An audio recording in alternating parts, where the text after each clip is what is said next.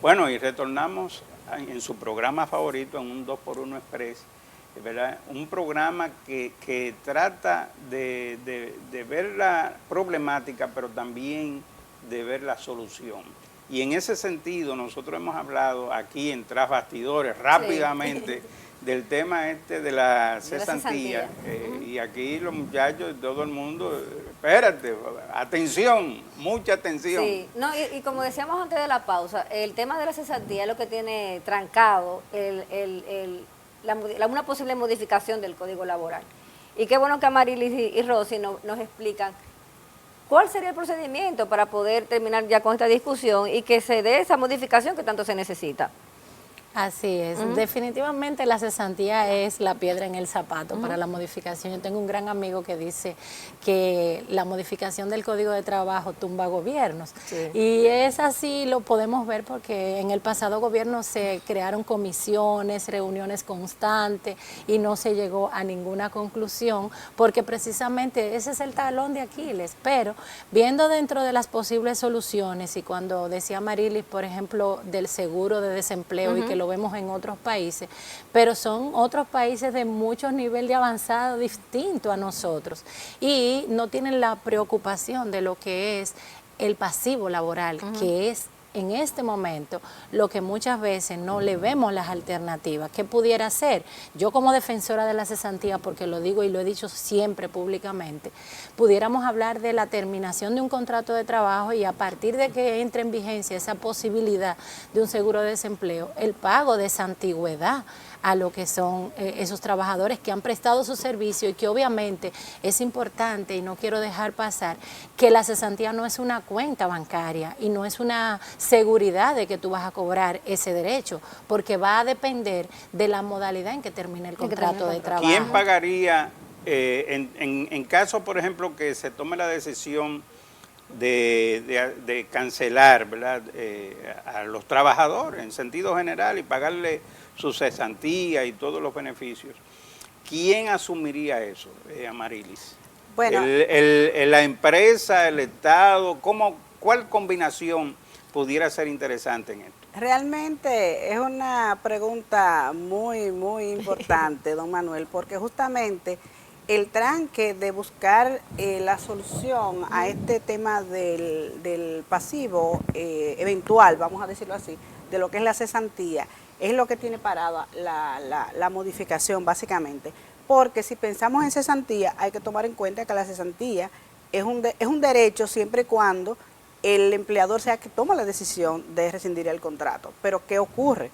Si partimos de una modificación, entendemos que el Estado juega un papel importante en esto como mediador. Habría que pensar en la fórmula de involucrar lo que es la tesorería de la Seguridad Social, en el sentido de que tiene el control de lo que es las inscripciones de los empleados, el tiempo, el salario. Ahora, el destino de lo que acontece de ese tiempo que ha de tomarse en cuenta, creo que hay que buscar como un punto medio, ya sea que una parte de esa previsión la cubra el sector empleador, otra parte pudiera ser de fondos especiales que pudieran canalizarse y que ese tiempo que se tiene pues se refleje en un certificado, en una cuenta, sujeto al cumplimiento de lo que tiene que ver con el derecho a tener acceso a esa un certificado. ¿Cómo así? Explíqueme eso, porque puede ser una solución rápida. Realmente son alternativas que se nos ocurre como empresarias, como ciudadanos y sobre todo como especialistas en temas de derecho, porque también pensar en liquidar a toda una nación. Eso podría llevar a la quiebra a muchas empresas. Eso definitivamente, eso ni siquiera el fondo de las AFP, que también siempre se toca para muchos esquemas, también puede contribuir esa parte de esa eventual cesantía a posibles bonos a primera vivienda. Es decir, buscar un ente motivador que para el empleado pueda constituir real y efectivamente una base económica a futuro, pero sujeto a que cumpla también con su contrato, porque no es que modifiquen y yo voy a llevar para mi casa $1.000.000 de pesos. Sí. Y a partir de ahí, ¿qué va a pasar con esa empresa? No. Sí, y es importante. Porque puede ser que el empleado diga, no, yo con este $1.000.000 voy a poner Voy a una poner empresa. un negocio. Es importante también que pudiera una alternativa, recordando siempre que va a ser un derecho eventual y que depende de la modalidad en que termine el contrato y bajo o sea, a quién es inherente la decisión. También pudiera ser que a partir de que entre en vigencia un seguro de desempleo, ese derecho adquirido sea reconocido por la empresa, pero ante la posibilidad de la terminación y la obligatoriedad de pagar. Entonces, estamos hablando de que tú trabajaste hasta el año 2001 y que tú tienes acumulado, por así denominar, una cantidad de tiempo y que si termina el contrato de trabajo a partir del 2020, por ejemplo, 21 inicia el seguro de desempleo, a partir de esa antigüedad, una condición diferente. Eso pudiera ser, porque recordar es importante que el sector empleador que nos ve, incluso los trabajadores, que la cesantía no es que tú lo tienes como una cuenta de ahorro, es que depende. Si tú ejerciste el despido con faltas que tú has cometido y que la empresa decide terminar la relación laboral bajo esa modalidad, pues tú vas a perder la cesantía. O sea, no es tuyo, es algo que depende de la modalidad en que termine. O si el empleador decide renunciar también. Claro, si ejerce el desahucio el trabajador, por ejemplo, no hay, que es lo que se conoce comúnmente como la renuncia, no hay derecho a cesantía. O sea que yo pienso que una salida también alterna, don Manuel y Amarilis, sería esa, a partir de, porque recordando el aspecto de la no irretroactividad de la ley, o sea que a partir de que la ley entre en vigencia con una modificación de un seguro de desempleo que aplique para el porvenir. Sí. Ya lo anterior, pues que se pueda mantener igual. Y ahora que hay tantas facilidades de crédito, ¿verdad? De crédito, de financiamiento, pudiera ser de que alguna institución internacional, por vía del gobierno, le dé facilidades, ¿verdad?, al gobierno a través de la tesorería de la Seguridad Social y le haga un préstamo a través de la tesorería o a través de cualquier banco como garantía de ese dinero que tienen los empleados y que esa empresa vaya pagando ese préstamo y tener ese fondo en esa empresa de salud, perdón, de seguro, en esa empresa de seguro. Entonces, repito de nuevo, por si acaso no me entendieron bien. Conseguir un préstamo a nivel internacional con el BID, el Fondo Monetario Internacional, con cualquier institución internacional, ¿verdad?, un préstamo. Y con ese préstamo, vamos a decir como si fuera comprarle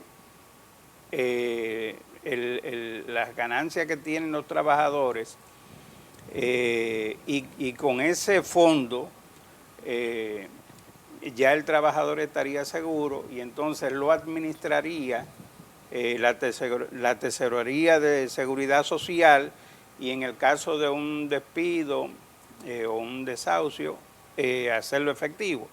Pero eso no te desequilibraría el sistema y le garantizaría al trabajador y ya entonces estaría más despejado el proceso del nuevo Código Laboral. Sí.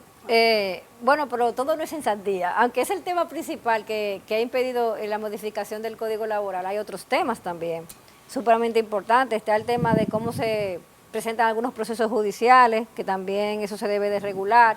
Ahora mismo con el tema de la pandemia, que no contempla esto de las labores desde la casa, el teletrabajo. O sea, hay muchísimos aspectos que esta modificación del código debe contemplar. ¿Qué ustedes dicen sobre eso?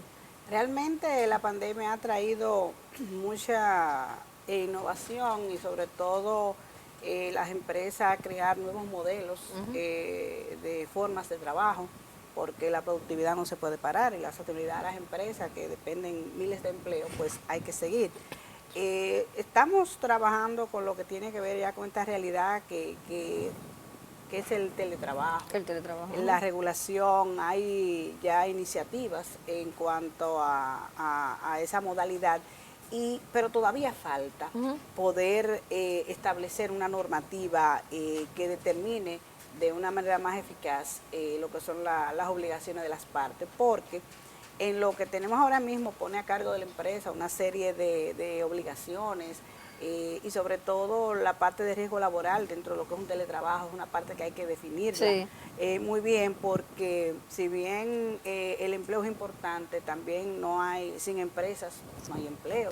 Entonces tiene que haber un equilibrio realmente. Entonces esa parte de los procesos judiciales también es importantísima de cara a poder equilibrar, no diríamos que a la par, porque sabemos que el código laboral es un código proteccionista y es lógico porque la parte más débil es el empleado. Pero dentro de lo que es una realidad económica y sobre todo si lo comparamos con otras legislaciones, la competencia a nivel de mano de obra, los costos, pues yo creo que amerita urgente, y insistimos en el tema de la adecuación, no tan solo con el teletrabajo, sino también en cuanto a los procedimientos que sean expeditos, rápido, porque el empleado necesita su dinero, pero también que las empresas no se vean en el impedimento de que si una sentencia no me fue favorable, no por el hecho de no pagar, sino porque se dan situaciones y condiciones que el derecho te permite, y por eso existen los recursos, que yo no tengo que buscar el duplo, porque como una pequeña empresa, un salón de belleza, lo condenan a 100,000 pesos, y para yo recurrir tengo que buscar 200,000.